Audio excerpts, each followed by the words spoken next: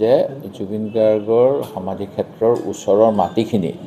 সিংহাল ডাঙৰীয়া তেওঁ নহয় বুলি কৈ দিয়ক প্ৰথম কথা মই সেইটোৱে এফিডেভিট দিব কৈছোঁ আৰু মই 3 তাৰিখৰ দিনা আপোনালোকে মোক যেতিয়া সুধিছিলে 1-2 তাৰিখে আপোনালোকৰ বাতৰি ওলাইছিলে 3 তাৰিখৰ দিনা মই প্ৰতিক্ৰিয়া দিছিলোঁ যে মুখ্যমন্ত্ৰী মহোদয়ে সততা দেখাব লাগে চিফ সেক্ৰেটাৰীক দি পেলাই কথাখিনি এনকুৱাৰী কৰিব লাগে আৰু সিংহাল ডাঙৰীয়া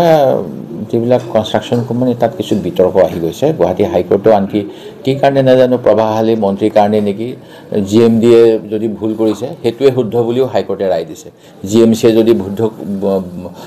ভুল কৰিছে সেইটোৱে শুদ্ধ বুলি হাইকোৰ্টৰ ৰায় দিছে কি কাৰণে ৰায় দিছে নাজানো সেইখিনি তদন্ত হ'ব লাগে এই তদন্তৰ কথা আপোনালোকৰ পুৰণা কিবা থাকে যে কি বুলি কয় ৰেকৰ্ডিং থাকে ন